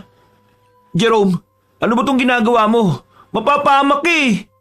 Huwag ka pong mag-alala sa akin, kuya. Dahil hindi po ako magagalaw ng mga limaw na to dahil pinasuot sa akin ni Ginang Chanalina itong pendant na panlaban daw sa kanila. Nang makita ni Sir John at Ma'am Catalina ang nasabing pendant, ay mas lalo silang nag-alala. Hindi mo alam ang ginagawa mo, Jerome. Makinig ka mabuti. Kayo po makinig sa akin na mabuti. Huwag kayong aalis dyan sa pwesto nyo, ha? Dahil po, hindi ako magdadalawang isip na bariling kayo. Jerry, nagkakamali ang kapatid mo. Pigilan mo siya. Kayo ang tumigil. Nagpaputok na nga ng baril si Jerome, pero mabuti na lang ay walang tinamaan. Napatras lang ang mag-asawa at pagkatapos noon ay hinagis na nga ng batang lalaki ang susi sa Kuya Jerry niya. Sa basement, kuya! Para po malaman mo rin ang totoo. Dahil na rin sa pagkalito at takot, kaya dali-daling umalis ang kanyang kuya at nagtungo na nga sa nasabing basement. Pagkatapos noon ay sa kanya hinarap ang mag-asawa habang patuloy pa rin na nakatutok sa mga to ang baril. Kahit punong-puno ng pangamba ay determinado pa rin si Jerome na makaalis. Sa isip niya ay kahit anong mangyari ay tatakas at tatakas sila sa lugar na yon. Huwag po kayong lalapit. Kapag gumalaw po kayo, papuputukin ko po ulit tong baril. Hindi mo alam ang sinasabi mo. Parang katulad ng hindi mo alam sa paggamit ng baril na yan. Hindi na natapos ng Ginoo ang kanyang sinasabi dahil biglang pumutok ang baril at tinamaan siya sa balikat. Napasigaw naman ang ginang habang inaakay ang kanyang asawa na napahandusay. Sinabihan na po kita, Sir John, pero nagmamatigas ka rin po eh. Hindi mo alam ang mga ginagawa mo, Jerome. Tanggalin mo ang suot mong kwintas bago ka pa lamunin ang kasamaan yan. Manahimik po kayo. Baka gusto niyo pong ikaw ang sumunod. Ipapahamak mo tayong lahat. Ikaw ang papatay sa ating lahat. Wala kang kaalam-alam sa mga nangyayari. Hindi mo dapat to ginagawa.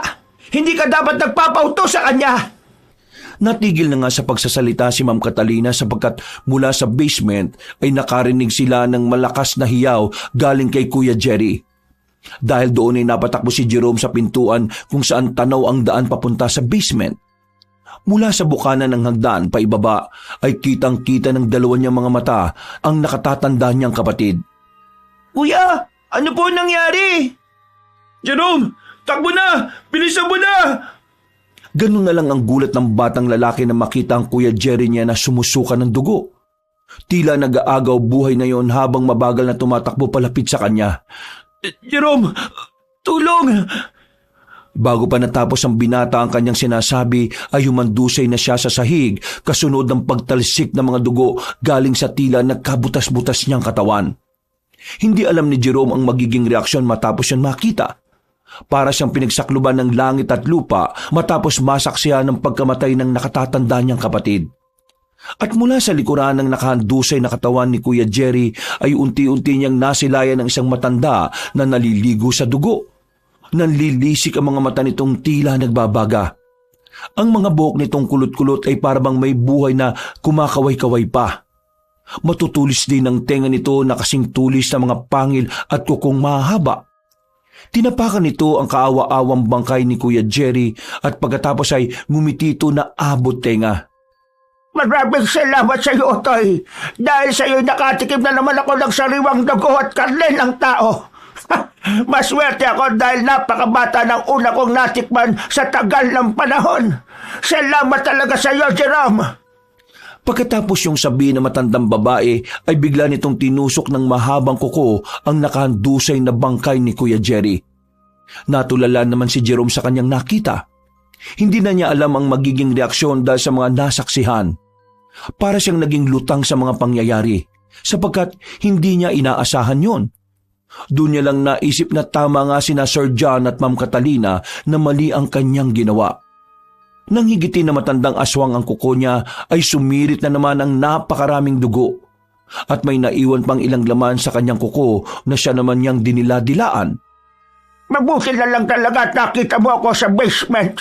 Dahil kung hindi, siguradong mahihirapan na ako makatakas pa sa walang yakong anak, pati ng asawa niyang ikinulong ako at pinipigilang kumain ng tao.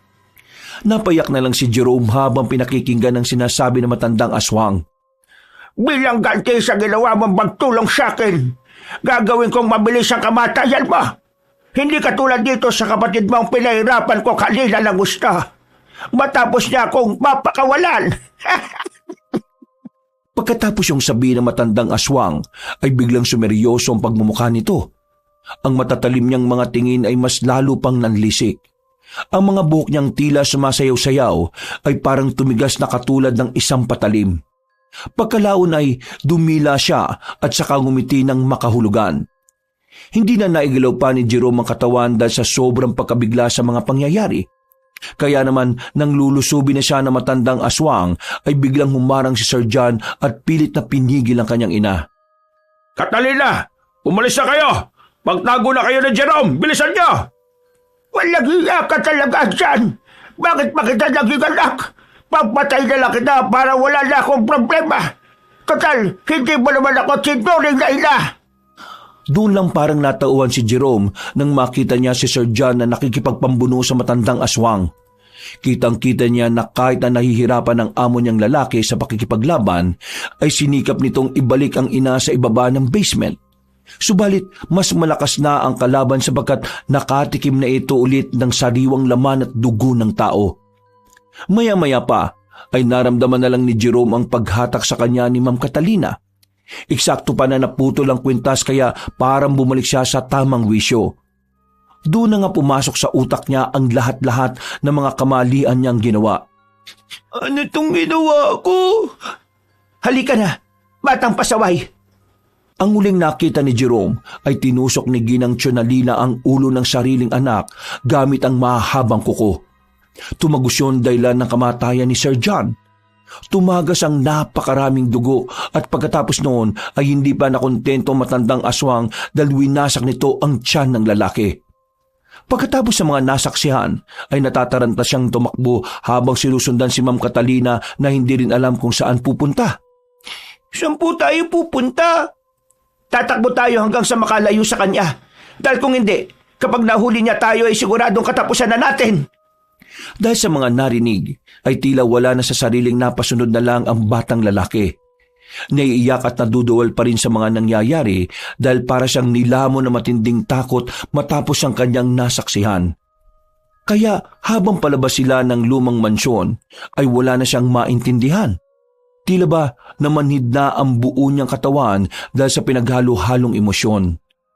Nang medyo malayo na sila sa nasabing bahay ay huminto si Ma'am Catalina sapagkat pagod na rin siya sa pagtakbo.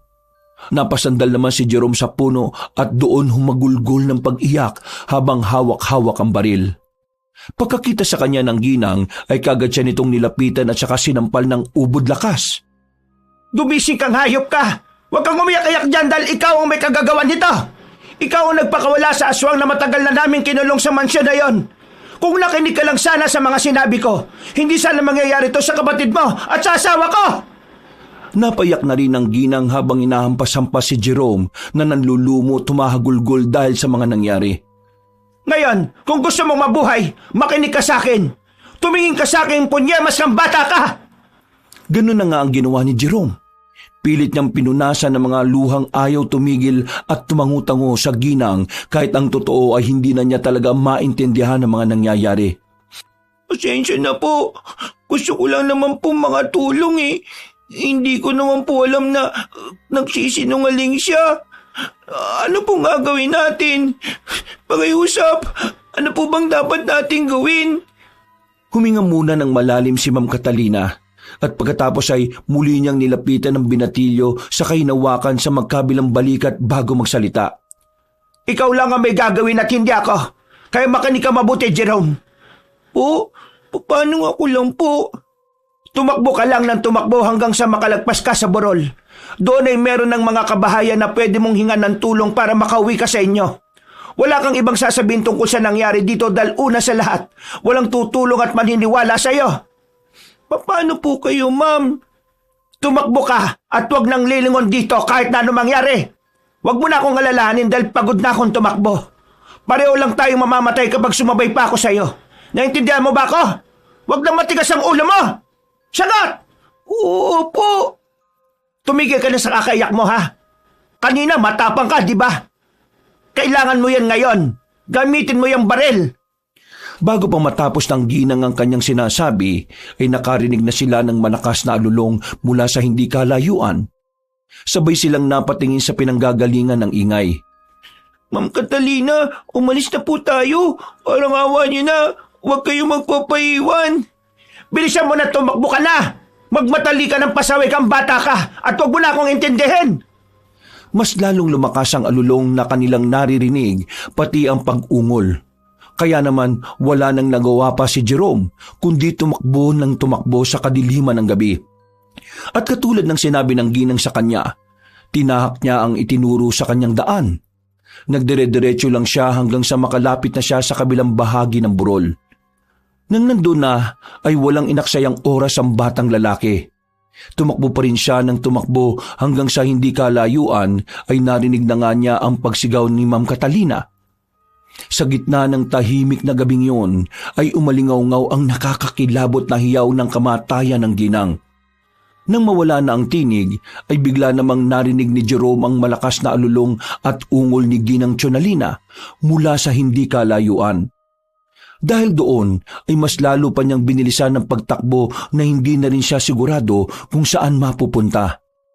Dala ng pinaghalong takot, pagod, pagsisisi at pagdadalamhati ay parabang umikot na lang ang kanyang paningin. Eksakto 4:00 na madaling araw ay huminto siya sa ilalim ng mayabong na puno habang humihingal na parang isang kabayo. Pagkatapos noon ay napasandal na siya roon dahil sa kawalan ng pag-asa. Naiyak na naman siya pagkalaon matapos maalala ang nangyari sa pinakamamahal niyang kapatid. Kuya Jerry, sorry po. Hindi ko sinasadya. Mali ako. Maling-mali yung ginawa ko. Gusto ko lang naman pong malaman ng totoo para makatakas tayo doon at hindi tayo mapahamak dalawa. Ang kaso, ganun ang nangyari. Nagsinungaling sa akin si Ma'am Chonalini. Hindi ko naman na siya pala yung masamang tao. Sorry po. Napagulgol na naman siya sapagkat hindi niya matanggap na nang dahil sa katangahan at pagiging utu-utu niya ay humantong sa ganito ang lahat. Doon naisip ni Jerome na gamitin ang baril at iputok ito sa kanyang ulo. Subalit bago pa niya magawa yon ay meron siyang narinig na tunog ng sasakyan mula sa hindi kalayuan. Nang ilibot niya ang tingin sa madilim na paligid ay sa kanya nasilayan ng liwanag galing sa nasabing sasakyan. Kahit papaano ay nakaramdam siya ng pag-asa na makakaligtas na sa malagim na gabing yon. Kagad niyang isinuksok ang baril at saka mabilis na tumakbo papunta sa nasabing sasakyan. Nang makita niya ang truck ay inabangan niya ito at tinarang hanggang sa tumigil sa kanyang harapan. Bumaba ang nagmamaneo samantalang nanatili naman ang pahinante. Pakiusap po. Pangkasin niyo po ko. Kailangan ko na pong makauwi hindi po ako masamang tao. Ginawa ni Jerome ang lahat ng klase ng pagmamakaawa hanggang sa payagan nga siyang makasabay na mga yon. Nakaramdam naman ang kaginhawaan ng batang lalaki sapagkat alam niyang sa mga oras na yon ay ligtas na siya at makakauwi na. Subalit sinabi sa kanya ng tsoper na meron muna silang daraan ng lugar sapagkat tuwing ganong oras sila nagbabagsak ng karne sa magarang bahay na nasa likod ng burol. Nang marinig yun ni Jerome ay mabilis na nagbago ang ekspresyon ng kanyang muka. Ang takot ay muling nanuot sa kanyang pagkatao hanggang sa agaran siyang lamunin ito. Bumilis ang pagtibok ng kanyang puso na parang may mga dagang nagkakarirahan at gusto nang lumabas mula roon. Pakiusap po, ibalik niyo na po ito. Huwag na po kayong tumuloy, Mamang Tsoper. Huwag na po kayong tumuloy doon sa mansyon. Napakunot noo ang tsoper at painante dahil sa kanyang mga sinabi. Mamamatay tayo kapag tumuloy po kayo doon. Kaya pakiusap, bumalik na tayo. Bago pa man niya matapos ang mga sinabi, ay nakarinig na sila ng malakas na alulong mula sa hindi kalayuan. Kasunod noon ay natanong na nga nila ang magarang bahay mula sa hindi kalayuan. Bumalik na tayo, pakiusap. Nandiyan na ang aswang. Mamamatay tayo rito kaya umalis na po tayo. Eksaktong pagkasabi niya noon ay mula sa harapan ng tinatahak nilang daan ay biglang bumagsak si Ginang Chonalina. Mabilis na napahinto ang truck ng mga karne at nailawan nito ang nasabing aswang. Kaya naman kitang-kita nila ang kabuuan ng matandang babae. Ang nangungulubot nitong muka, ang buhok na nagmistulang matatalim na sandata, ang matutulis na tenga, nanlilisik na mga matang tila nag-aapoy, ang naglalaway na bibig na may mahahabang pangil at matatalim ring mga kuko. Nakangiting abot tenga silang hinarap ng aswang habang inilalabas ang napakahabang dila. Kita mo nga naman, babalik ka rin pala, Jerome. Nakakatawang isipin na nagpakahirap ka pa sa magtakbo palayo sa akin pero ibabalik ka rin pala ng mga ito. May pasalubong ako sa iyo, bata! Pagkasabing yon ay sa kanito inihagis ang ulo ni Ma'am Catalina na tumama sa unahan ng sasakyan. Nang makita yun ng tsoper at pahinante ay nataranta rin silang katulad ni Jerome. Umalis na tayo dito, bilis! Kagad pinandan ng tsoper ang truck at walang pakundangan niyang binunggo ang nakaharang na aswang na tumalamsik at gumulong-gulong. Pagkatapos noon ay mabilis na inikot ng tsoper ang sasakyan. Saglit itong huminto pagkalaon para tungayan muli sa side mirror kung anong nangyari sa aswang. Manong, ano pong ginagawa niyo? Umalis na tayo! Ha? Natigilan na si Jerome sa kanyang sinasabi sapagkat kitang-kita nila mula sa side mirror na unti-unting bumangon ng aswang na binundol nila. Matapos makita at marinig kung paano maglagutukan ng mga buto nito ay doon mas lalo silang nahintakutan. Kagad pinahururot ng driver ang minamaneho niyang truck habang si Jerome at ang pahinante naman ay nakaantabay sa side mirror. Hindi pa man sila nakakalayo ay narinig na nilang merong kumalubog sa itaas ng truck na kanilang sinasakyan. Dahil doon ay kinuha na ni Jerome ang hawak na baril at kahit hindi siya pamilyar sa paggamit nito ay wala naman na siyang ibang pagpipilian. Ang painante naman ng sasakyan ay kumuha ng tubo na sa gilid ng kanyang inuupuan upang maging handa sa mga mangyayari. Ilang saglit pa ay nakatunghay lang sila sa bubungan ng truck habang kabadong nagmamaneho ang tsoper. Subalit hindi nila inaasahan ang mga sumunod na pangyayari. Dahil biglang sumulpot si Ginang Tsionalina sa bintana ng tsoper at saka nito inilabas ang napakahabang dila. Dahil sa pagkabigla at takot ay nataranta ang driver at nawalan siya ng balanse sa pagmamaneho. Dumaus-us ang truck na sinasakyan nila at pagkatapos noon ay hindi na natatandaan pa ni Jerome ang mga nangyari. Nagising na lang siya na nasa ospital na. Ilang araw nang tuluyang bumuti ang kanyang pakiramdam at doon na nga nalaman ng batang lalaki na siya lang ang nabuhay sa aksidenteng nangyaring yon. Makalipas pa ang mga araw at linggo, tuluyan na nga siyang nakalabas ng ospital at nakauwi sa kanilang bahay. Doon ay sinabi niya sa kanyang ina ang totoong nangyari kaya labis na nanlumo si Nanay Odesya. Ako po may kasalanan, Nay, kung bakit namatay si Kuya. Diyos ko po, hindi ko na kayo dapat talaga pinapunta ron eh.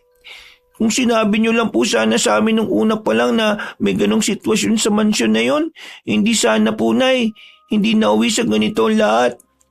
Humingi ako ng tawad sa inyo, ng Kuya Jerry mo, anak. Patawad talaga, Jerome. Patawad.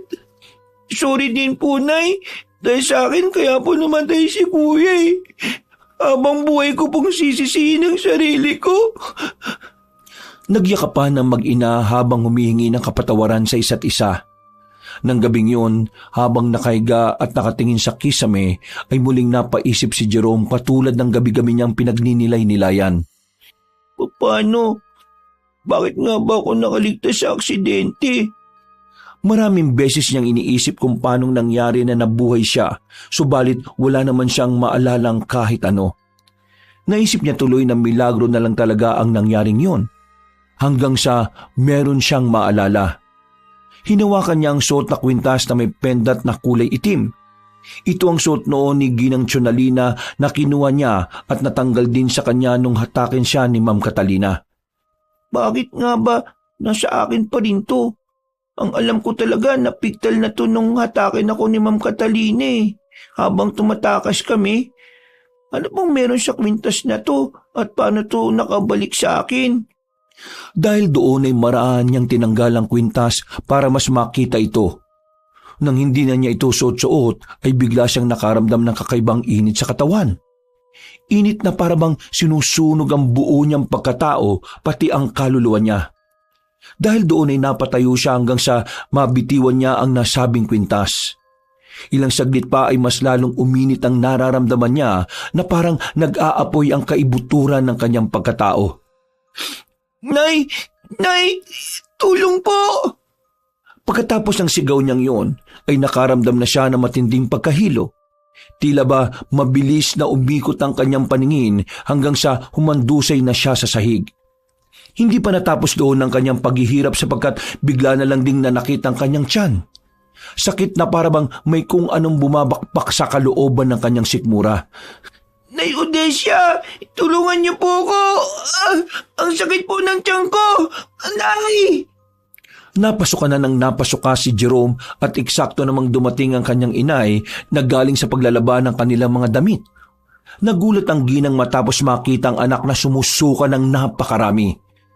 Mas lalo silang nagimbal na mag-ina matapos makita ang mga isinuka ni Jerome. Itim na ito at naglalabas ng napakabahong amoy. Ano pong nangyayari sa akin, Nay? Ang sakit sobra ng tiyan ko. Muli na namang sumuka ang batang lalaki kaya mas lalong nataranta ang kanyang ina. Nang aakaya na si Jerome ni Nanay Odesya ay nagulat ito sapagkat napakainit ng kanyang anak. Nakakapaso ang init ng katawan nito kaya nabitiwan niya rin kaagad. Ang sakit-sakit po talaga ng tiyan ko, Nay.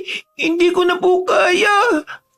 Sa muling pagsuka ni Jerome ay bigla itong nanahimik na dahilan naman ng pagtataka ng ginang. Tumigil sa pamimilipit ang batang lalaki at pagkatapos ay marahan itong tumayo. Nay? Nay? Bakit anak? Ayos ka na ba? Masakit pa man tiyan mo? Marahang nilapitan ng ginang ang kanyang anak at hinawakan itong muli. Laking pagtataka nga niya sapagkat ang matinding init ng katawan ng batang lalaki ay humupa na subalit sobrang lamig naman ito na parang nagyeyelo. Nang inangat niya si Jerome ay laking gulat nga niya. Matapos makita ang kakaibang wangis ng binatilyo, namumutla ang pagmumukha nito at naglalaway. Nay, anong nangyari sa akin? Ano itong nararamdaman ko? Kasunod ng mga katagang yon ay kumalam ng malakas ang tiyan ni Jerome. Doon na napatras si Nanay Odesia habang natututok ang bibig. Pagkatapos noon ay bigla siyang napaluha ng tahimik habang pinagmamasdan ng anak na hindi na maganda ang kalagayan. Nay Odesia, ang tiyan ko po. Nagugutom po ako.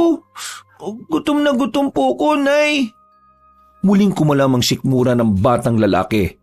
Hanggang sa sunod-sunod na yon, palakas ng palakas. Habang pinagmamasdan ni Nanay Odesia ang anak na unti-unting nagbabagong anyo, ay napaluha na lang siya. Doon niya lang din kasi naintindihan na kaya nakaligtas si Jerome sa malagim na aksidente ay dahil sa naging aswang na rin ito. At kilala na niya kung sino ang gumawa nito sa anak. Walang iba kundi si Ginang Tiyonalina. Okay lang anak, kung nagugutom ka. Sige na, kumain ka na Jerome. Nandito lang ang nanay. Umiiyak na niyakap ni Nanay Odesia ang anak at pagkatapos noon ay walang pakundangang sinunggaban ni Jerome ang kanyang ina. Kinagat ng batang lalaki ang nanay niya sa liig at mula roon ay tumagas ang napakaraming dugo. Tinis naman ng babae ang sakit na nararamdaman para lang maibsa na matinding gutom na nararamdaman ng kanyang anak. Subalit, hindi pa nakontento si Jerome. Mas diniinan pa niya ang pagkagat sa liig ng kanyang ina hanggang sa mas bumaon pa ang kanyang mga ngipin dito. Pagkatapos noon ay walang pagundangan niyang hinigit ang pagkakakagat. Natangay ang malaking piraso ng laman at balat sa liig ng kanyang ina hanggang sa humandusa ito sa sahig habang nangingisay-ngisay. Nagugutom ako. Gusto ko pa ng sariwang dugo at laman ng tao. Natutuwa niyang pinagmasdan ng naghingalong ina at pagkatapos ay sa kanya ito itinihaya. Naglaway na naman siya matapos makita ang dugong tumataga sa liig ng kaawa-awang ginang. Pagkatapos noon ay wala sa sarili niyang winakwak ang tiyan nito at isa-isang binungkala mga laman loob na parang wala lang. Sinilat niya ang lahat ng makita niya hanggang sa walang matirang lamang loob. Nang makaramdam na siya ng kabusugan, ay doon na tuluyang uminahon ng kanyang pakiramdam at natauhan. Pagkakita ni Jerome sa kanyang ina, ay sa kanya lang napagtanto ang mga bagay-bagay. Ang karumal-dumal niyang ginawa at ang pagpatay sa sariling ina. Nay! Ano po itong ginawa ko? Nay! Hindi! Hindi! Halos mabaliw si Jerome dahil sa nangyari. Hindi niya sukat akalain na siya rin mismo ang papatay sa kanyang ina. Inuntog-untog niya ang sarili hanggang sa tumigil lang siya matapos maramdaman ng isang presensya na biglang dumating. Walang iya ka! Anong ginawa mo sa akin? Bakit mo ako ginawang aswang? Sana pinatay mo na lang ako! Tumawa lang si Ginang Tiyonalina habang nakatingin sa batang lalaki na naiiyak at punong-puno ng pagsisisi. Ikaw ang nagmakaawa na gusto mong mabuhay. Hindi mo na ba natatandaan? Ano pong ibig niyong sabihin? Tinupad ko lang ang gusto mong mangyari bilang ganti ko sa pagpapalaya mo sa akin. Ngayon, ikaw nang bahala sa sarili mo kung anong susunod mong gagawin. Walang iya ka! Patayin mo na ako! Patayin mo na ako! Kung gusto mong mamatay, humanap ka ng nilalang na papatay sa'yo. At hindi ako yan. Kung ako sa'yo, magpakasaya ka na sa mahabang buhay na natanggap mo. Matagal na panahon kang mabubuhay at yun ang hinahangad ng maraming tao na maswerte kang nakuha mo. Sa isang iglap ay parang bula na nawala sa hangin na matandang aswang. Sa sobrang sakit naman ng nararamdaman ay sumigaw na lang ng sumigaw si Jerome habang niyayakap ang lasog-lasog na katawan ng kanyang ina. Nay, sorry po. Ano po bang nagawa ko nito? Lord, patawarin niyo ako. Bata lang po ko eh. Hindi ko po alam kung ano pong ginagawa ko. Sinamantala nila yung pagka-inosente ko. Ginamit nila ako, Lord. Hindi ko gusto to. Maya-maya ay biglang may mga dumating na mga tao sa bahay nila Jerome. Isang kilalang albularyo ang tumulong sa kanya. Mabuti na lang habang maaga pa ay nakontra nila ang pagsasaaswang ni Jerome. Nahirapan ang albularyo dahil nakakain na ng laman ng tao at dugo si Jerome. Pero dahil sa awat habag ng Panginoon ay gumaling ang inosenteng bata. Mula noon ay nagsilbing aral kay Jerome na hanggat maaari ay huwag maging matigas ang ulo at sumunod sa mga nakatatanda sa kanya. Umayos naman ang buhay ni Jerome sa tulong ng albularyo at naging magaling na albularyo si Jerome na kumakalaban sa mga aswang. Muling nag-cruise ang daan ni Ginang Chonalina at ni Jerome. Dahil naging magaling na albularyo at manunugi si Jerome, ay napatay niya si Ginang Chonalina. Nakamit ni Jerome ang hustisya para sa kanyang nanay at sa kuya niyang si Jerry. Wakas,